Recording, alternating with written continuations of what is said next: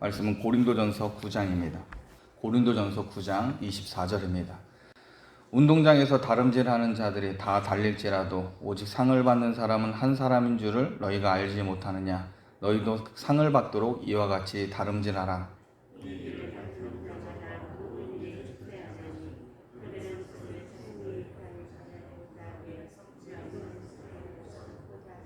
아멘.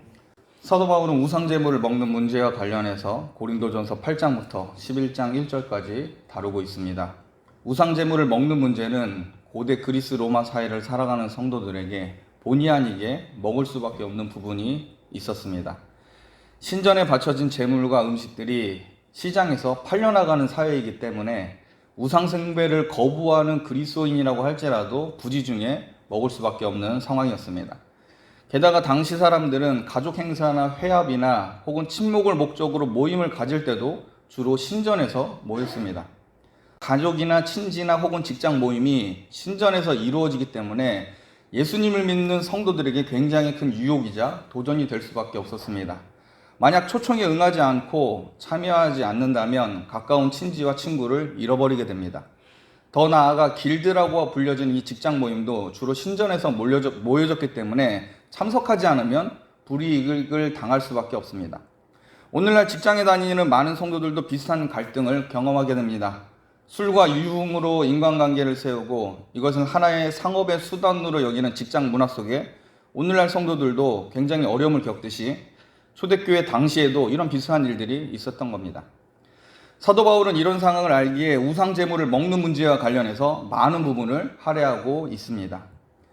일단 사도 바울이 우상제물을 접근하는 방식은 고린도 교회 안에 잘못된 지식으로 교회를 분열시키고 서로를 정죄하는 자들을 먼저 타겟으로 삼고 이 문제를 접근합니다.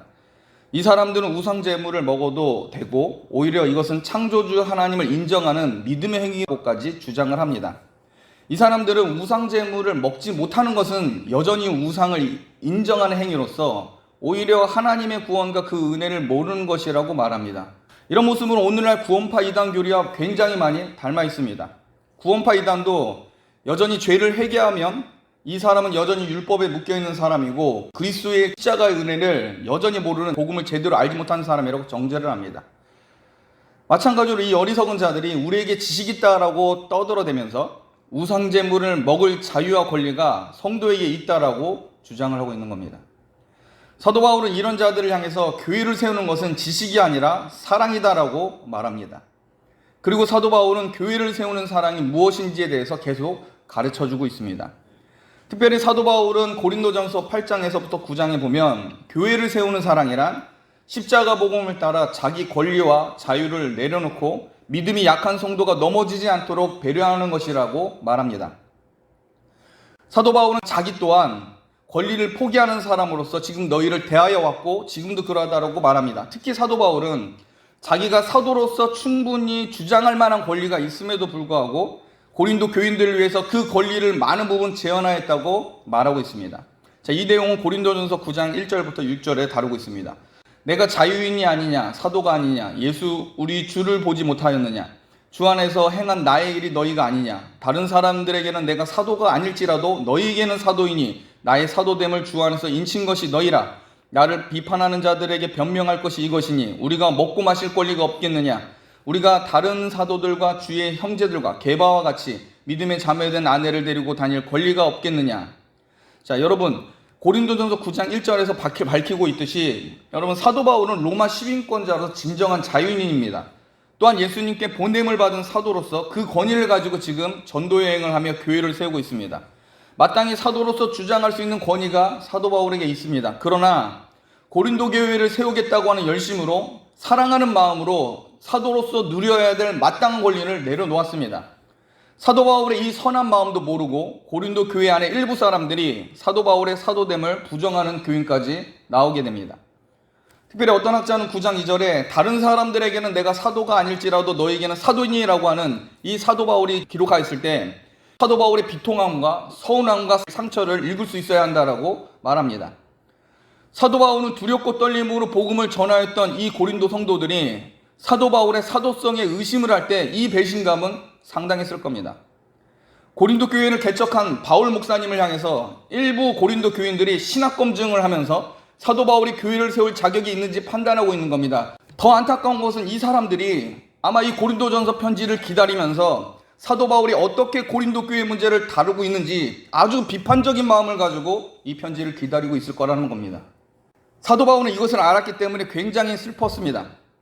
자신은 예수님의 수제자 베드로처럼 가정을 가지고 교회의 사역을 할 수 있는 사도로서 권위를 가질 수 있음에도 사도 바울은 주와 복음을 위하여 낮아진 마음으로 지금 고린도 교회를 섬겨왔습니다. 그런데 이들이 분란을 일으켜서 교회를 쪼개놓고 베드로파, 아볼로파, 그리스도파라고 떠들어대면서 사도 바울의 약점을 들추고 싸우고 있습니다. 다른 사역자들과 비교하며 사역자를 내세워서 성도의 갈등을 부추기는 일이 지금 고린도 교회 안에 일어나고 있는 겁니다. 오죽 답답했으면 바울의 부재 중에 잠깐 고린도 교회를 담당하였던 아볼로마저 포기하고 떠난 겁니다. 사도 바울은 배신감과 허탈한 심정으로 다른 사람들에게는 내가 사도가 아닐지라도 너에게는 사도인이라고 말하고 있습니다. 자신의 사도권을 자기가 개척한 교회에게 검증해야 되는 이 슬픈 상황 속에 지금 사도 바울은 고린도전서를 쓰고 있는 겁니다. 여러분, 교회 안에서 자기를 주장하는 자들은 굉장히 날카롭고 공격적이고 그 영혼이 매섭습니다.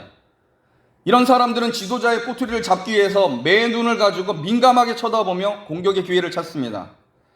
사도 바울이 우상 제물에 대해서 어떤 견해를 가지고 있는지 비판의 마음을 가지고 지금 관찰하고 있습니다. 실제로 고린도전서가 고린도 교회에 보내지고 난 후 아마 이 사람들도 이 고린도전서를 봤을 겁니다. 그리고 나서 사도 바울이 한참 있다가 고린도 교회를 재방문하게 됩니다. 이때 사도 바울을 비난하였던 자들이 일어나서 사도 바울에게 모욕을 주는 일이 일어납니다. 학자들은 이것을 눈물의 방문이라고 합니다. 눈물을 머금고 다시 고린도 교회에서 박해를 받고 힘들게 사도 바울은 돌아오게 되고 다시 한 차례 편지를 쓰는데 이것은 오늘날 전해지고 있진 않습니다. 후에 사도 바울을 대신해서 고린도 교회를 디도가 다시 찾아가게 되는데 모든 문제가 원만하게 해결되고 이 소식을 사도 바울이 보고받게 됩니다. 이때 기쁜 마음으로 썼던 책이 바로 고린도후서입니다. 여러분, 정리하면 사도 바울은 우상제물과 관련해서 먹어라 먹지 마라 라고 하는 단편적인 답을 말하지 않습니다. 사도 바울은 현재 우상제물에 대해서 질문하고 있는 일부 잘못된 고린도 교인들의 이 악한 마음, 그 교만한 마음과 치열하게 대치하고 있다는 겁니다. 여러분, 자기를 드러내고 자기 권리를 찾기 위해 같은 생각을 가진 사람끼리 모이는 것은 교회가 아니라 세속 집단이고 클럽이고 동아리일 뿐입니다. 그래서 사도 바울은 교회를 세우는 사랑을 말하면서 이 사랑은 십자가의 복음을 근거로 자기를 부인하고 자기 권리를 내려놓는 것이라고 하였습니다. 특별히 사도 바울은 교회를 세우는 사랑을 다시 정리하여서 기록을 하는데 그게 바로 사랑장으로 알려진 고린도전서 13장입니다. 이제껏 사랑에 대해서 계속 얘기했던 부분을 종합해서 나온 부분이 바로 고린도전서 13장이라는 겁니다. 고린도전서 13장은 교회 안에 나타나야 할 성도의 사랑에 대해서 정확하게 짚어내고 있습니다. 자, 오늘 본 말씀 9장 24절 25절 우리 한 목소리로 같이 한번 읽겠습니다. 고린도전서 9장 24절 25절 같이 읽겠습니다. 시작. 운동장에서 다름질하는 자들이 다 달릴지라도 오직 상을 받은 사람은 한 사람인 줄을 너희가 알지 못하느냐.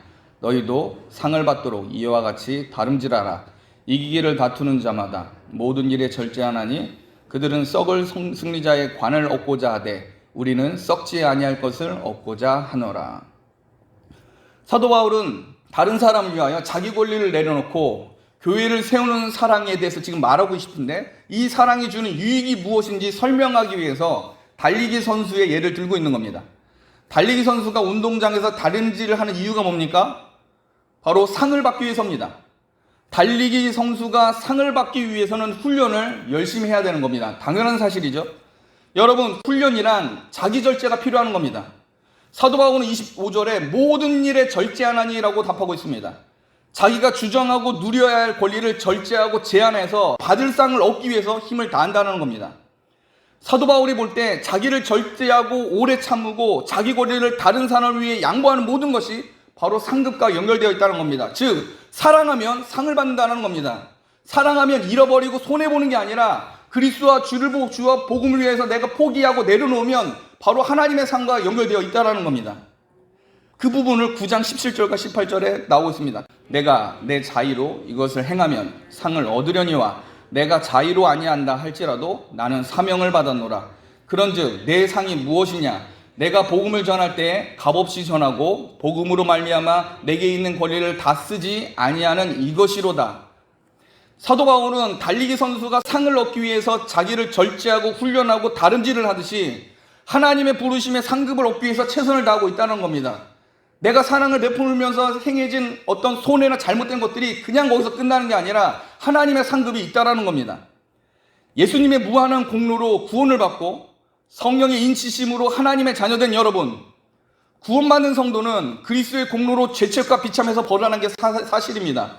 이제 성도는 구원을 위해서 자기 회개를 이루는 자가 아닙니다. 그러나 거룩함을 향해서 성화의 길을 따라 나아가는 자가 된 겁니다. 이제 구원받은 성도는 구원받기 위한 투쟁이 아니라 더 거룩한 성도가 되고자 하는 몸부림을 이제는 해야 한다는 겁니다. 자기를 비우고 그리스도를 높이며 교회를 사랑하는 행하면서 지상세계에서 누려야 될 권리를 주님과 복음을 위해서 내려놓으면 하나님께서 놀라운 상급과 은혜로 채워주시겠다라는 겁니다.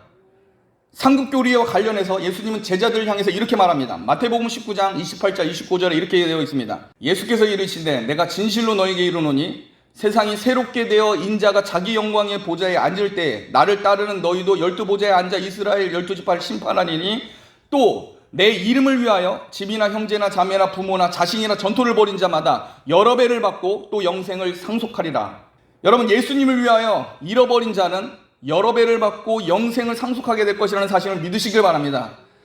여러분, 예수님과 복음을 위해서 교회를 위해 잃어버린 것들이 있다면 여러분, 하나님께서 만유를 지으신 창조주라는 사실을 기억하셔야 됩니다. 그 하나님께서 자기 때문에 손해본 자녀를 잃어버린 것 그대로 내버려 두신 분이 아니라는 겁니다. 상상도 못할 것들로 채워주실 겁니다. 여러분이 다른 사람들을 세우기 위해서 교회의 화목을 위해서 내려놓는 자존심과 물질과 시간과 동의, 이 모든 것들을 하나님은 지금 달아놓고 계시는 겁니다. 하나님은 공의로우신 분이기 때문에 주와 복음을 위하여 한 모든 행동에 대해서 크신 상으로 투여하실 날이 올 겁니다. 그래서 마태복음 10장 41절과 42절에 예수님은 이렇게 말씀하십니다. 선지자의 이름으로 선지자를 영접하는 자는 선지자의 상을 받을 것이요 의인의 이름으로 의인을 영접하는 자는 의인의 상을 받을 것이며 또 누구든지 제자의 이름으로 이 작은 자 중에 하나에게 냉수 한 그릇이라도 주는 자는 내가 진실로 너에게 이르노니 이 사람이 결단코 상을 잃지 아니하리라 하시니라. 말씀을 마치겠습니다. 여러분, 자기 권리를 포기하는 것은 정말 어려운 일입니다. 내가 알고 있는 상식이 있는데 또 내가 알고 있는 지식으로 볼 때 우상의 제물은 아무것도 아닌데 왜 먹지 못하게 하는지 이해가 되지 않을 수도 있습니다. 그런데 교회는 사랑으로 역사하는 믿음과 약한 자들을 세우기 위해 자기를 절제하고 포기함으로 세워지는 곳입니다. 사도 바울은 선한 마음으로 사도로서 마땅히 취할 권리를 내려놓았는데 고린도 교인들은 사도 바울의 마음을 배반하였고 오히려 사도 바울의 사도성을 의심하고 있습니다. 그럼에도 사도 바울은 포기하지 않고 복음으로 고린도 교인들을 권면합니다. 왜냐하면 사도 바울은 운동장에 다름질하는 선수처럼 하나님께서 베푸시는 상을 얻기 위해서 참고 인내하고 있기 때문입니다. 사도 바울은 마지막 날에 모든 것을 공의롭게 판단하실 그 하나님을 믿습니다. 성도의 절제와 자기 분임과 내려놓음이 영원히 지속될 것이라고 여러분 보지 마십시오. 하나님은 자녀가 주와 복음을 위하여 절제한 것보다 그 이상 그들이 손해보았던 모든 것들을 책임져 주시고 갚아주시고 오히려 더 귀한 것으로 채워주실 분입니다. 하나님은 성도가 자기를 부인하고 내려놓는 것보다 더 존귀하게 그의 대적자들 앞에서 높여주실 날이 올 겁니다. 이 소망과 은혜가 없다면 성도는 천국 가는 것으로 구원받는 것으로만 만족하게 될 겁니다. 그러므로 여러분, 하늘나라의 상급을 기대하셔야 합니다. 히브리서 11장 6절의 말씀처럼 하나님께 나아가는 자는 반드시 그가 계신 것과 또한 그가 자기를 찾는 자들에게 상 주시는 이심을 믿어야 할지니라라고 되어 있습니다. 성도는 믿음으로 구원받고 믿음으로 상을 얻습니다. 믿음으로 상을 얻는 단계에 지금 여러분들이 계신다는 겁니다. 그러하기 위해 여러분 자기 권리와 자기 절제가 분명히 있어야 됩니다. 여러분의 믿음을 견고하게 하시고 여러분의 삶 속에 큰 확신으로 세워 나가십시오. 믿음이 견고하게 세워지기 위해 주와 복음을 위하여 절제하고 오래 참아야 합니다. 이 경건의 치열한 싸움이 여러분의 영혼 가운데 일어날 것인데 죄의 본성에게 지지 마시고 성령의 능력으로 이기셔서 주님의 놀라운 은혜와 큰 상급을 받는 역사가 여러분들 가운데 있기를 주님의 이름으로 축복합니다. 기도하겠습니다.